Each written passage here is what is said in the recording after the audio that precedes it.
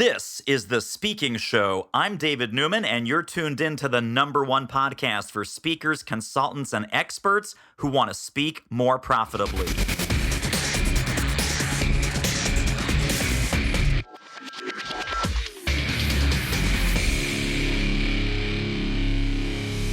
Well, as folks listening know, the only kind of good business books that you should ever read are black, red, and white. So with that, my friend David Horsager has a fantastic new amazing book called The Trusted Leader. David, welcome to the show. Hey, thank you so much. There it is. There it is. And out. Black, white, and red. In fact, funny enough, the first book was white, more white. The second book was black, Trust Edge, Daily Edge. Now Trusted Leaders red, but we're super excited about this one and super excited to be on the show with you. So I remember I have the very first edition of Trust Edge. It was self-published, book looked beautiful, amazing. This was what, 2012? When was it? Yeah, it was before that even. And what happened was it got bought out by the biggest, kind of publisher in the world at that time, Simon Schuster. That was before Penguin and Random House came together. So I got this miracle buyout on that book. And so I had to get rid of any extra books that were self-published before it became owned by Simon Schuster. So we had a few months that they gave us, and that was fun. But yeah, the fun thing about that is design is a big deal to us. So if you see our books, it's more expensive. The paper's more expensive, everything than any other business and leadership books. And so they kept, I think if we would have just gone to big publishers, they wouldn't have done, they would have said, oh, the yellow cheap paper, make money, whatever. But because it became self-published, it kind of became a little bit of a miracle story. They kept it that way, and now all of our books have been that way through publishers and whatever. Yes, so, exactly. Yeah, well, take us back to the beginning when you were just a poor lone speaker operating out of the back of a van, no platform, no fans, no global phenomenon. Was it always about trust, or how'd you get into this crazy business? Give us kind of the backstory. So, the reality is it was not far from that for me. And I think other people don't have that real story. I moved back to Minnesota with my wife, of a couple of years, and I had been directing in basically a youth and family organization in Missouri and Arkansas, camp and whatnot, and built some leadership curriculum and stuff. Moved back to Minnesota. And speaking early days was, especially because of the space I'd been in, was youth, college age, this kind of thing. But just to note, there's a real reality of what you said. When we moved back, we found finally a place to live, basement of 86-year-old Clara Miller's. We threw every penny we had into this business. And by that October, we had $1.40 to our name after paying our urgent bills. 60 cents in the home account, 80 cents in the business account, just to keep them open. That basement had no bathroom, no kitchen, and no windows. We didn't know it was illegal to live in a windowless basement because we lived there for 2 years. It did come complete with black mold, so that was good. But that's how we lived. And I think people wouldn't do that today. In fact, I saw something on one of the sites lately saying, don't start a new business until unless you've saved enough of a nest egg or have this or have that. And I'm like, that might be true for people, but we jumped and we burned the ships. And I even remember my brother saying, David, I said, should I have this part-time job? Should Lisa get a job? Should this or that? And he said, David, I know you. If you don't have to, you won't. You need to have to. For me, that was the right advice. And by God's grace and a whole lot of people along the way and mentors along the way and all that, we had several other tough years. Even as I became CSP and stuff, I had a couple other ups and downs for that first decade from 1999 to 2009, when the Trust Edge finally first came out. There was ups and downs 3 different times. I did in the middle there buy a business and lose everything again in 2 weeks probably. But basically, now, thankfully, things have changed. We're in a pretty exclusive group together, as you know. And, I'm grateful, and we have some really great stuff going. But as far as trust, I was basically, remember, I started in 1999. I'm thinking about leadership stuff, and I'd been asked to speak at the, U.S. Coast Guard Academy on this piece that I did and some other things, and things got going a little bit. But I still remember where I was. I think it was the Lowe's Resort in Tucson, and it was probably the most expensive place I'd stayed until that point. And I was thinking, that night, looking up at the stars, and it's not a big spiritual epiphany. It was just it just kind of hit me. Lisa was with me. She traveled with me a lot in those days before we had 4 kids. And I was like, the issue they think they're having, I don't think it's a leadership issue. I think it's a trust issue. And I was like, that doesn't seem like a sales issue. I think that's a trust issue. And so that led me to the grad work. And this was at a time, remember, now everybody's talking about trust. Forbes made Trust the Business Word of the Year, all this kind of stuff. Back then, no one was talking about trust, the impact of it. There weren't books written on it. There was basically no research hardly in the corporate business leadership space. So I did my grad work became interesting to some people, and my final paper and all that became interesting. That led to the first book that became interesting. We started using it in companies. It worked. We drove down attrition by millions. We had people triple sales, they said, based on the trust work. We had people say it saved their marriage. So personally and professionally, So that led to some passion and all that. And then, of course, I feel like it changed me along the way too. So I became very passionate about it. Now we put out one of the biggest studies annually around trust and leadership. You can find it for free, trustoutlook.com, our research page. And all I do and look at and research is something to do with trust. I believe, this is just be good to start with here for speakers. I believe trust is absolutely the leading indicator. Everything else lags. I believe I can support it with research. I believe it's never a leadership issue. The only reason you follow a leader not is trust, not a sales issue. The only reason you buy or not is trust. It's not about being liked. People say, "Oh, I got friends I like watching the game with. I wouldn't go into business with them in a million years because I don't trust them." Even the diversity issues of our day, the biggest Harvard study shows diversity on its own pits people against each other unless you increase trust. You've got to deal with the trust issue. Trust is the root issue. When you do that, you can amplify marketing with trust. It's the only way to increase marketing message. You can increase learning. Those of you that are speakers, your number one goal has to be to build trust with the audience. It is not to be liked. It's not to be cute. It's not to this. And the only way you build trust is these 8, I call them pillars today, but they came out of the research. You can increase trust from the stage. You can increase trust in marketing. You can increase trust in a business using this framework. And that now it was just revalidated again last year by an outside university. But that you have to see the root issue as a trust issue. When you do that, you start to solve the real issue. And then you see that a lack of trust is the biggest cost you have. That's what you need to deal with. Hey, good looking. Are you currently getting paid to speak? Would you like to ramp that up? We can help. Book a confidential speaker strategy call with our team at doitmarketing.com/call, and let's see what we might do together. The call is free, but the results may be priceless. I want to get this book in everyone's hands right here, right now, at the beginning. Then I want to dig into some texture and some meaning and some background, but everyone needs to pop over right now. David and his team made a special link just for us. It's trustedleaderbook.com/speaking show. Yep. So I'll give that to you again. No the in front of it. So just no like the, you said, no the. www.trustedleaderbook.com.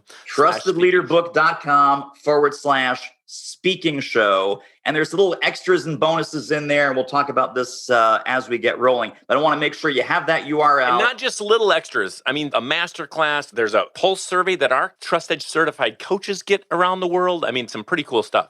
Huge extras. Correction, my friends. Huge extras. trustedleaderbook.com/speaking show. Now you went and you've told the story in our $1 Million Speakers group, and it's so admirable. It's really incredible, actually. You went from single shingle solo speaker to training company, training empire, research empire, think tank, global community of consultants, taking over the whole universe.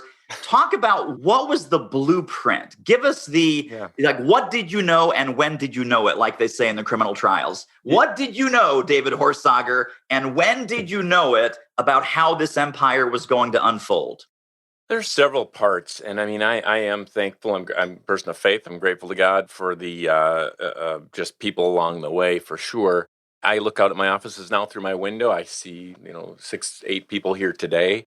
I love having a team. I love giving people jobs. I'll jump around a little bit, but one thing I remember Larry Wingett said to me is, hire it done. So when you can't, like before I could pay myself almost, I started saying, how can I do the $10 an hour work and give someone else the $20 an hour work? How can I leverage myself? So that was an idea. It's not perfect for everyone. And you have to start doing everything. I mean, those early days in that little basement, I'm calling people till 11 at night, and my wife is helping in every way possible. And we're trying to get business and get a booking. I remember, $300. Oh my goodness. I moved back to Minnesota on one booking for $500, by the way, just to think of that. So it's funny times. Anyway, so that was one idea, came that way. Another idea, I don't know, when I was thinking about this trust work, it is turn out that trust became, it is our niche. We're the most researched probably on trust and leadership, at least out of North America. But, We compete with some globally. Edelman does a great job out of the UK, global experts for sure. But we work with everything from the New York Yankees to FedEx to the government of Kenya on trust issues. So there was a thing there. At first, it was be exceptional on stage. And I'm not saying I'm perfect, but I mean, the speaking business created incredible opportunity for us, and I still love to speak. So I've been coached and trained, and I still get coached. And even after I've been was inducted in the Hall of Fame, I still get coached on speaking. I'm thinking about how do we do it better virtually now. That's why we created the 5 camera studio. Like we got to be better than others. We got to look better and all that. And you don't need that, by the way. There's things, keep pushing the envelope on becoming better, keeping learning. Your stuff, marketing work is incredible. Here's one thing on marketing side is we decided at the time, like I didn't want to be light. I wanted to be real. So I feel like there's a move away from motivational speaker toward expert in a real deep way. The most motivating idea is not necessarily someone that climbed Mount Everest. The most motivating idea is something I can use tomorrow morning that'll help me, right? So my marketing I wasn't and haven't been as good at marketing in certain ways unless I always thought of how do I create marketing that adds value, or how do I add value that markets, that gets the word out. So that's why, as an example, our annual white paper, our trust outlook. Hey, we put out one of the best pieces of research on trust and leadership, and CEOs see this page that I'm showing now, and maybe some people are just listening to the podcast. But I had a CEO look at this, see this part on trust and change, building trust and change, and saying, "Oh my goodness, we have an issue." And I, went there for a day that was tens and tens and tens and tens of thousands of dollars in one day because of one part of the article, because the research showed here's what you need to do. And so that was one. We led with research as far as marketing. Now we become a research firm, but we are genuine experts. That might be an idea. Follow up. Some people say you guys are the best at follow up and thanking. We are big. I'm just going to throw some little tips out that hopefully get at your question. But we are big on thanking. I can't believe people that get paid, whether you get paid $10,000 a day or $50,000 a day or 1,000 for a speech, and I mean 500 for a speech, right? I can't believe people don't write a thank you then. But let's say you're up at 10,000 now, or 10,000. That's some money, right? That you don't send a beautiful gift of some kind thanking that. Our meeting planners will remember us from 20 years ago because we're good at thanking and we're good at following up, and we've systemized some of those kind of things, and authentically, authentically, not inauthentically. So that is something, getting better, systemized approach. I'll let you jump in here anywhere, but some of those things that I can go to the bigger business. We just kept pressing into basically how did we make a bigger impact? In my grad work, I built a couple assessments. Now we have 6 ways we measure trust and leadership in an organization. So this would be a big enterprise trust index. It's a costly, expensive piece to get done. It's built on 30 years of Accenture data. You don't need to do all that. But just a way of diagnosing problems, that is valuable. So I started building some of those things. We didn't sell them well at all. Now it turns out, 20 years later, we have a big enough business where they have a spot that they fit much better, right? But this was our steps. So we went from speaking, and sometimes I've had other speakers that do lower fee stuff on behalf of me and all that. But basically, we went speaking, training, and then we built this. And this was basically the train the trainer model, right? Everything we did was excellent, top line, whatever, where people, they get certified in 2 days, and then they have to buy the workbooks, right? And David, just to be clear, initially you were certifying internal corporate trainers at your client companies. Exactly, only. And that's the Sen Delaney way, that's the Covey way, that's some of these others. And that's who I've been mentored by. And so that worked some, but we got in that at about the wrong time. It's not that we didn't make 7 figures in that business, and we have people still doing that. But that basically, for those of you just listening, that's a 3-ring binder, and that's a toolkit. And the way it's licensed is they pay, for what can be printed for $10, they pay $250 per toolkit or whatever, and you got to buy it for everybody. That was good. And then I had a chief learning officer say, so I was still speaking, training. I would go in and do executive days, and then we would try to get this sold. And it just wasn't that easy. That was like 2013 or something. And so we got some of those. Maybe we'd get, a handful or less of those clients a year. So it wasn't like just, And finally, a chief learning officer said to me, David, you have the best leadership development program I've ever seen. And you have the best model for 20 years ago. And I said, tell me more. She said, I can't buy this toolkit for everybody around the world. I can't do that. I need flexibility. I just need it different. I need to be able to assess it. I need to be all this stuff. So I had 3 different things that tipped me a couple years ago. And this was ahead of the pandemic, thankfully. that said, Maxwell was one of them too. John Maxwell and I are eating together at a meal, and he said, David, you got to allow certification of coaches. I said, I heard if you certify coaches, they steal your stuff. And I started thinking about it. My book was plagiarized already. A person saw me on the main stage at NSA and started calling himself the trust ambassador or something and opening with my stories. So, I already been taken for, so I was like, okay, that wasn't working anyway. How can I have abundance thinking, right? And so I said, okay, if we're going to create something, how do we create the right thing? What do coaches want, independent coaches? So we still want to be able to certify corporate folks that can drive it through corporate training, but also independent coaches. So we built this platform. We spent money here, and we took up and built a platform that wasn't just Kajabi-esque. It had 5 things, and it does. If anybody wants to see a demo of this we have had a huge company just say, we built the biggest coaching platform. You guys have built the best. So if you want to see it, trustedgecoaching.com/demo. Gabe will give you a free demo. It's pretty inspiring and fun no matter what. But if you want to be a Trust Edge coach, even better, we can give you a platform for starting to, if you don't have content that can change the world right off. But in any case, I'm happy to give that demo as an inspiration. So basically, we said they want 5 things today. If you're just doing a Kajabi course as a backup, kind of, let's just say, for your speaking, I think that's going to be a tough road. You have to build community. For us, we have research-based curriculum. That's a part of it. So that would be kind of this Kajabi. You can get you can learn, you can get certified and all that. We have assessments. 4 of our 6 are right there. People can use them unlimited. So a self-assessment, a diagnostic for the organization, a team assessment, and a customer assessment. These are right there. They can use them. They can do it on their teams, their customers, all that kind of stuff. That's built right in. Our big enterprise trust index and our 360s, they have to come to us because you just have to have a depth of consulting advice to be able to perform those. But they have those. And unlike some, and I won't name the names, but where you got to pay $50 every assessment and this and that, they're unlimited. For those that pay us monthly or annually, they can use them on 1,000 people.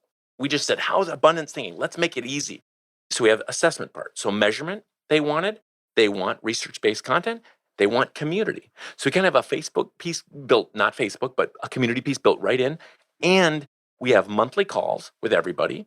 And we have a cool annual event with everybody, all these certified. So these are certified either trainers or independent coaches. So that's that community piece. And they get to be, up on our recommended coaches and around the world. And they get to be, there's a special directory page for each other to connect with each other. And let me just to say it, we had the former head of, global head of diversity inclusion from Nike as one of them. We have an amazing coach from Indonesia who's coaching oil executives, and she's using our Trust Edge work with girls that are coming out of sex trafficking to rebuild trust. It's fun what's happening to see.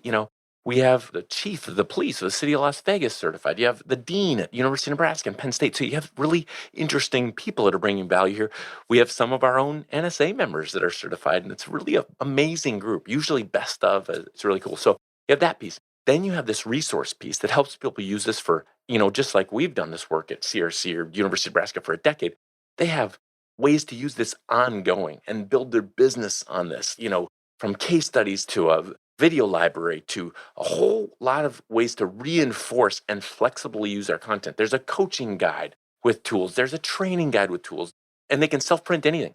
So it's just unlimited use, just use it. And if you see how much is there, it's pretty cool. So Trust Edge Coaching, that's where we headed. Now we have certified coaches. So my big thing now is I love speaking still, but building this community and equipping them, and at a lower price than anywhere, giving them an opportunity to make an impact around the world. And that's been fun. We still do corporate enterprise trust index work, consulting work that way. And that's got to be a 6-figure deal. That's got to be worth it.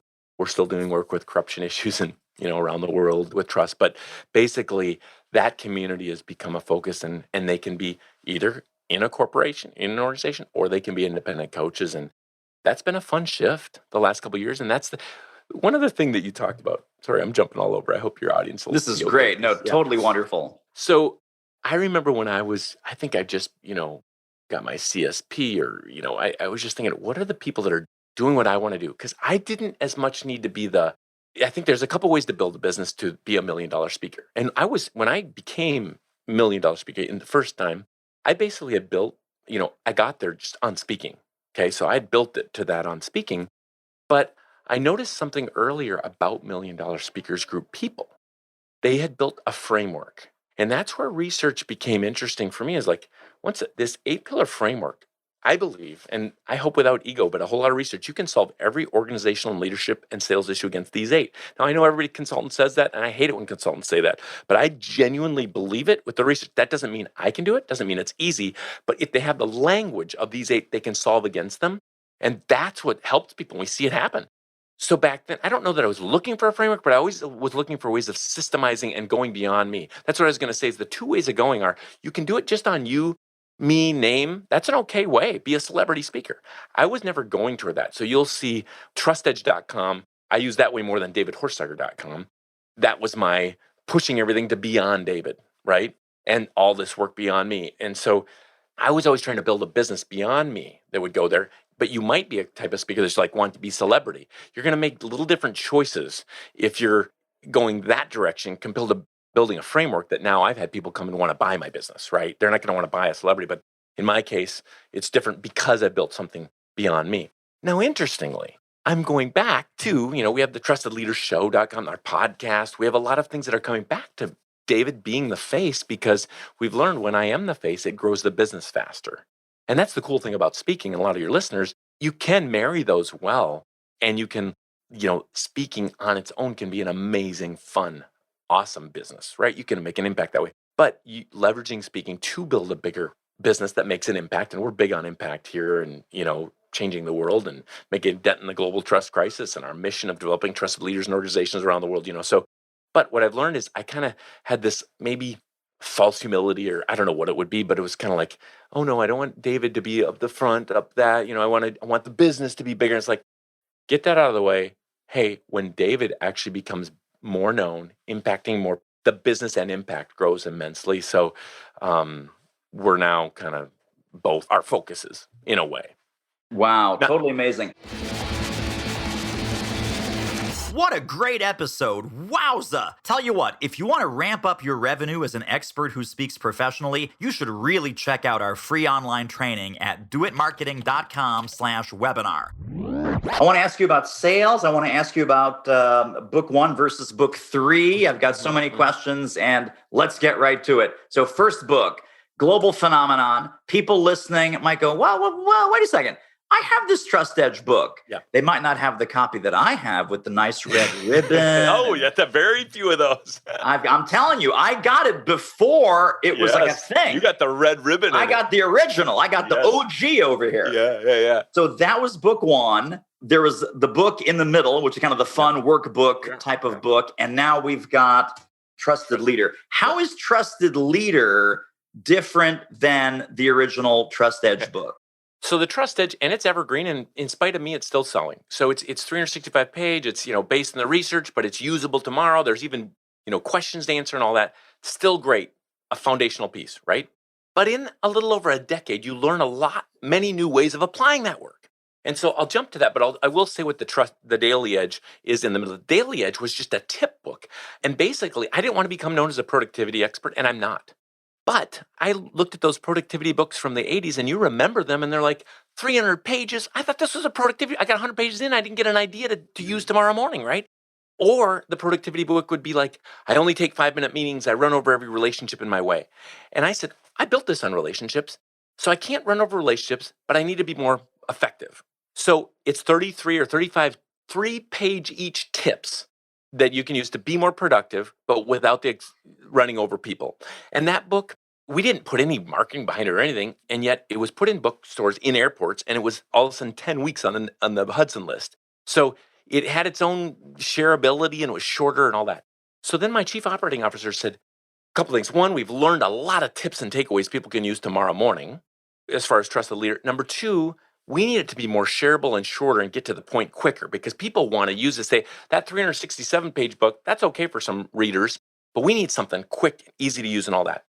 So this book is different in a few ways. Number 1, the other thing about the research is it kept coming back to us every year that the number 1 reason people want to work for an organization, the last 3 years at least, number 1 reason was not higher pay, was not a more fun work environment with a ping pong table. And the number 1 reason people want to work for an organization was trusted leadership. It turns out, whatever generation, cross generations and everything else, people want to work for leaders they trust, or they want to be trusted leaders themselves. So how are we going to help people? Because it turns out most aren't, right? So that was one impetus, the research. Number two was this get to the point quicker, more interesting, and more engaging. So the first half of the book is actually a parable, and it is fun and connecting, but it shifts thinking about trust. Like, I thought I knew it all about trust when I did the grad work. Hey, it takes a long time to build trust. No. Look at 9/11. Complete strangers trust each other in a second if they're running in the same direction. Oh, transparency is trusted. Everybody says vulnerability and transparency is trusted. Isn't that valuable? Well, some of your kids are so transparent on social media, I don't trust them for a second. Confidentiality is also trusted. We had to shift thinking about how a lack of trust is the biggest expense, how it affects everything more than anything, and how it isn't this soft skill, but it is the leading indicator and driver of the bottom line. So that parable, through this cool story of Ethan almost losing his business and running into Sunny, this lady that basically helps him see things differently and turn it around because he's laid up in a ski accident. It also gets to a real boardroom experience I had. There was a tipping point that I watched when the most junior person asked a specific question or answered a specific question a certain way. And that is put in the book as part of the story that just tips people in. Oh my gosh, I think I've seen this happen here. Okay. So that first half is a parable. The second half then is the same 8-pillar framework that is in Trust Edge. I mean, look, it's research based. The research hasn't changed. We are doing it every year. But how a leader can apply that to become most trusted in their industry or organization, that's the new, fresh takeaway. So you have these tips and takeaways that people can use tomorrow morning. How can I, build this pillar? How can I build this? How can I solve against this? The other probably final reason for that, the Trusted Leader book, is people kept solving the wrong issue. Many people come up to me and say, oh, I get trust. I love trust. It's really important stuff. But they still are thinking about the issue wrong. So as an example, people say to me, it's an engagement issue. It never is. The only way to increase engagement is to increase trust. Oh, we got a referral issue. We want to increase our net promoter score. Turns out the research shows you don't get more referrals unless you increase trust. Okay, what about communication? Oh, you like C's, David. The pillars, even though they're research frameworks, they're defined by these 8 C words. Like, oh, you like C's, David. Isn't it ever a communication issue? At the core, it is never, ever, ever a communication issue. Right. It's the type. So clear communication is trusted, unclear isn't. Hateful is not trusted, compassionate communication is. So if I can define the real issue, I can actually solve for that. And that's what we help people do. And that was the impetus for writing it so people could use it and apply it, tomorrow morning. I'm going to ask you a loaded question, but hopefully it's a fun question. Have you been hired by any political campaigns? Because this is what's missing, I think, in American politics. So I've been introduced this way because I've spoken to Congress twice, and he's even spoken to U.S. Congress. Obviously, he's not very good. They don't listen. I will say, because it was in our cities of the Twin Cities at a certain convention, I spoke to that convention, basically to a bunch of staff and workers and whatnot, not on the main program or anything. But I'll tell you something pretty fun. The most exciting, and I have worked with, especially in Kenya, this whole group, the parliament and vice president and all these senators and whatever. In fact, you'll see on the Trusted Leader, the Senate Majority Leader is recommending it on the back and whatnot. In the U.S., one of the most fun experiences, and I have done work with certain parts of government. And frankly, there are some people really do want the best. Republicans and Democrats, senators and representatives. We see a lot of the bad and the extreme on both sides, unfortunately. But I did something we call the Trust Shield exercise, and it is a powerful exercise. So when freshman senators come into certain states, and I won't say all the states, but I've taken them, they've had battles, getting there, and they don't like each other on either side, and we spend a day together. And it's unbelievable what happens with listening and openness when they go through this Trust Shield exercise, where they do get a little bit vulnerable and they do get to share who they are and where they came from. And this same exercise, we had a university football team use this and say they went from 7-3 to 3-7 to 7-3 in 1 year. They do it at spring training camp. They get clear on who they are. There's a couple big wins with this exercise, but I have worked with several state, both Republicans and Democrats, senators and representatives groups, and I have spoken nationally, but not done deep work nationally. And obviously it's needed, and I would love to do it. I love that. I was thinking as you were describing the 2 books, Trust Edge, I would categorize that as a think book.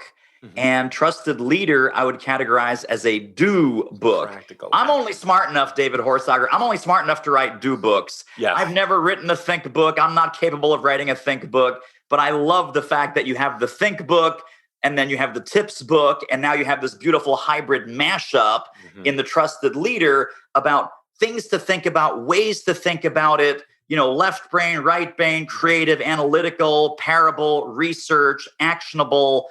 It's Do a do this book. There's tomorrow not a lot morning. of research. There's a little bit of glimpse like on each one. We have the cool graphics a little bit, but basically it's your do book.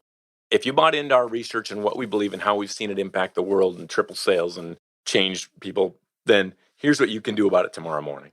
Here's this idea. The idea is in there of this one simple idea under clarity of how I lost 52 pounds in 5 months. It actually fits under one of the pillars, you know. So that's fun. How you can create an appreciative environment in your team, how you can, anyway. So I want to recommend that people do a couple of things. Then I want to circle back to you for some big picture takeaways. What I've always admired about you is that not only do you masterfully teach your content, you masterfully model how to do a true thought leadership business with humility and expertise and kindness and generosity. So I'm going to tell people just to buy this book to see how David does the book launch strategy. Buy this book to see how David builds a company much larger than himself around the expertise that he initially brought to the marketplace. And I love what you said earlier about, what? We got to start delegating and outsourcing before we think we're ready. We got to start building an organization larger than ourselves so that we can spend our time doing our genius work and not doing the grunt work. All of which you model really and all this brilliantly. stuff that you talk about, like I got a lot of marketing advice and help. I got a lot of, and I appreciate you saying that, whether it's humility or not. It's like I know I don't know it all, and I kept putting myself around and giving, but putting myself around other people that knew more about this and asked about that and whatever. And it's the same with speaking. Like I maybe wouldn't be that good, but man, I've had a lot of coaches. I've hired comedians to help me be funnier. I've hired improv. I've hired I've hired Fripp and I've hired a load of others to be better. And that's we're in a business. And you can't maybe hire everybody the first year, but little by little, make a plan. How am I going to upgrade here? How am I going to get better at marketing? How am I going to learn how to do this or that? And to that point, that is a fun, like how we do follow up, how we do the research page people should look at. But yeah, in fact, a lot of people could just copy the way, not all of our stuff like many have done, but the way we do a launch page. Like people will see when they go to the page we talk about it and customize for them how they do. If people want to be an advocate and get stuff out there, just email us. We'd love to have that help, and we'll send you a cool package with that. But also, yeah, some other things, like even I said, the coaching demo. Hey, I know a lot of you aren't going to buy it, but if you want to see a cool demo that's pretty inspiring, that could be fun too, as far as trustedcoaching.com. Absolutely. So let's do this. Let's kind of circle back with what do you think should be the one central key concept about building trust, maintaining trust, amplifying trust? If folks were to take one central idea from our talk today about the value, the core, central, pivotal value that trust has in their business, in their world, in their life, what do you hope that one central key idea might be? That's tough, but I will tell you this. I think you need to start, and speakers need to see this, every issue as a trust issue, because then you solve the real issue. So this issue with my audience, they don't feel like they're engaged. They don't feel this. Oh, it's a trust issue then. They don't trust you. Why? Well, did you come across this way? Did you just tell a joke that wasn't connecting? It's a trust issue with the audience if they're not engaged. It's a trust issue with that meeting planner. The reason you got hired or not, I don't care about anything else. The reason you got hired or not was a trust issue. It always is. So this doesn't mean it's easy. It doesn't mean I haven't lost a whole lot of engagements I wished I would have gotten, and I might have been better for. But they didn't hire me because they trusted the other person more. That's the bottom line.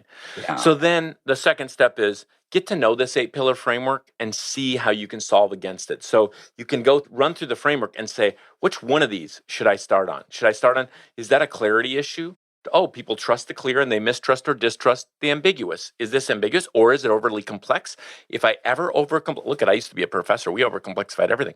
whenever I overcomplexify beyond what is needed, I lose clarity, which loses trust. Oh, I got to think about, okay, so then I say, well, how am I going to add clarity? Or is it a compassion issue? Do they feel cared about? Does my audience feel cared about?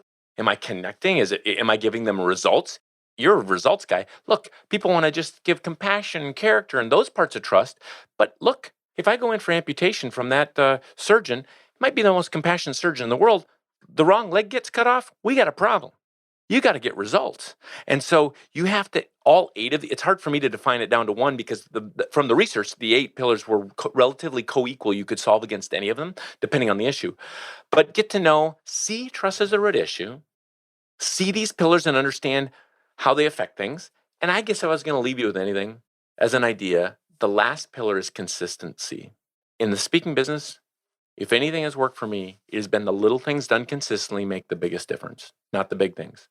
You are trusted for whatever you do consistently. You go hit it out of the park for that one speaking event. Good job. Doesn't mean I trust you.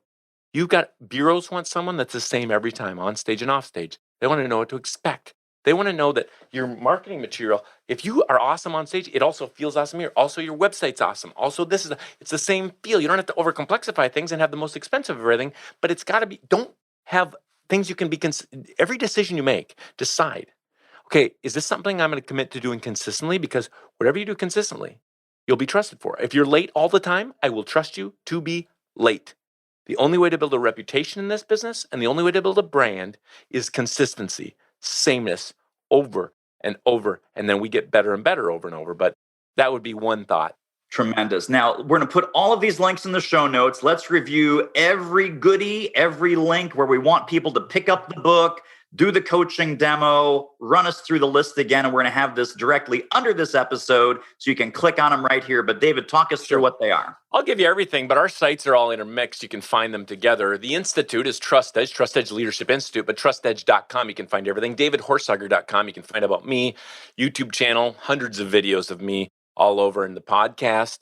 The podcast is Trusted Leader Show, and or The Trusted Leader Show. Hopefully you can find it. But you can find the Podcast Institute. You want to measuremytrust.com, then you can find some of the measurement tools, but that's kind of interesting too.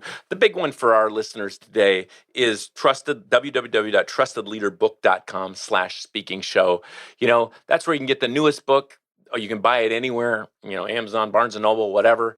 But you can get some free tools and takeaways there for all the listeners today. So LinkedIn, that's where we're putting most of our content. I'm, of course, on some of the other channels, but LinkedIn is our biggest social. David Horsager, you're a beautiful man. And I'm going to say something that I don't say to a lot of people, and it may even be a higher compliment than I love you, which is I trust you. Thank you. Thank you, my friend. I really appreciate you being on today.